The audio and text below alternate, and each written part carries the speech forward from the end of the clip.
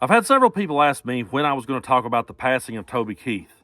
And to be brutally honest with you guys, I really went back and forth on whether or not I even wanted to talk about it or bring it up. Because it is true that over the years I've had a lot of harsh things to say about Toby Keith, and I've disagreed with a lot of the stances that he took.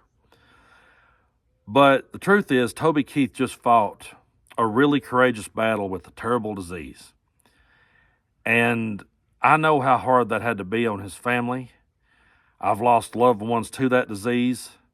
And the last thing I would ever want is for one of his family members or friends to hop on here and see some dude sitting in a lawn chair just dissecting and ranting about every political disagreement that they ever had. So I don't want to do that. I don't want to be that guy. What I will say about Toby Keith is this. No matter how much I may have disagreed with certain stances he took, I never failed when I was having those arguments to say, but he is a great singer, and he is a great songwriter, and he's a hell of an entertainer. And Toby Keith worked hard and paid his dues to get where he got in this world. And I respect that. As a musician who's played for over 25 years in dive bars in my part of the world, you know, if you're going to introduce me to a band, I want to know where they came from. I want to know if they earned that spot. And if you tell me, well, they just won some contest on a game show, I'm not going to be impressed, you know. And until you've lived the life of a traveling musician, and until you've been in situations where you almost didn't make it out alive, and until you've been in situations where guns and knives came out and you almost got ran over in the parking lot and you was broke down at 4 o'clock in the morning on the side of the road and you was trapped in some flea bag motel and you just kept doing it and doing it and doing it just so someone could hear your music. Until you've lived through that, you really couldn't understand it. But Toby Keith worked hard, he paid his dues, he lived that life, and he earned the right at the end of the day to use his platform for whatever he wanted to use it for and to take whatever stance that he wanted to take. And actually, he had that right the day he was born as an American. He had the right to stand up and say whatever he wanted to say. He had a right to take whatever stance he wanted to take. And some of us had a right, all of us had a right to disagree with it if we wanted to. And that's just, to me, that's what America is supposed to be.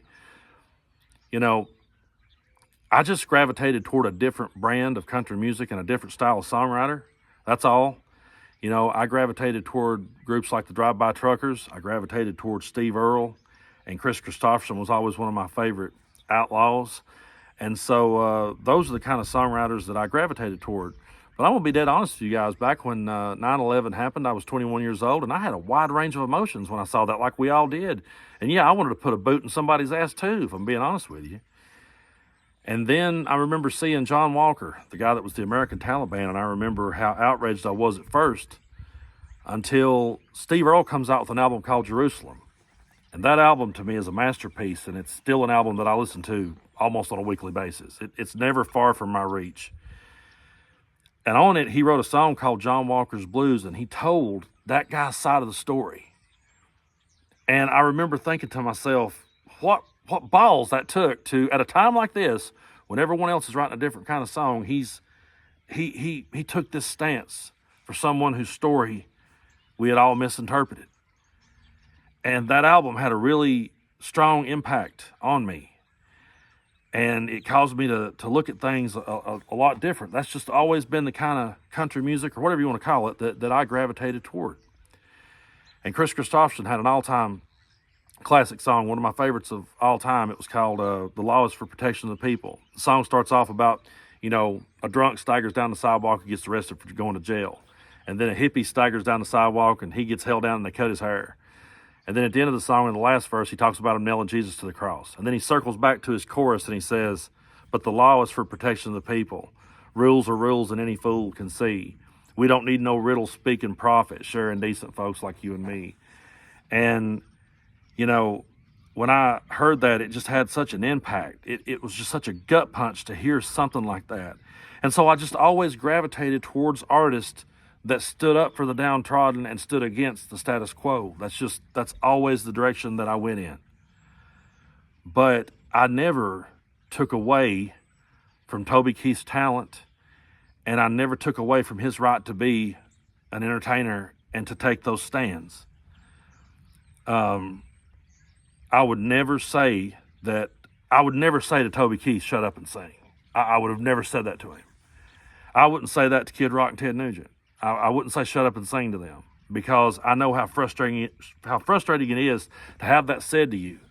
and how degrading it is to have it said to you. I don't think people realize just how degrading that statement is. What you're saying to us is, you don't give a damn about how we believe about nothing. You just want us to entertain you. And you're going to go over here and you're going to listen to these politicians who have been picking your pockets dry for years. You're going to listen to them all day. And you're going to listen to your favorite pundit. And if your favorite musician says something, that's okay. So the whole thing is downgrading, and I would never say it even to Toby Keith. What I would say is Toby Keith was a great songwriter. He was a great singer. He was a hell of an entertainer. And he had a right to take whatever stand he wanted to take. And I had a right to disagree with it. And to me, that's what America was always supposed to mean to me. You know, I had a grandfather who was a World War II veteran, and I never will forget a conversation I had with him when had to have been like 10 years old, because it was during the first Gulf War. And I'll never forget this conversation as long as I live, because I saw some people burning an American flag on TV in protest of the war. And I knew my grandpa had been in that war, and I got all upset, or been in World War II, and I got all upset about it. And I went to him and I told him about it. And I said, this is ridiculous. Look what these people have done. I can't believe they've done this. And he said, yeah, I don't like that either. He said, I don't like when people do that. And I said, well, they should put those people in jail. They should lock them away. He's like, no, they shouldn't do that. And I remember being shocked. I was like, what do you mean?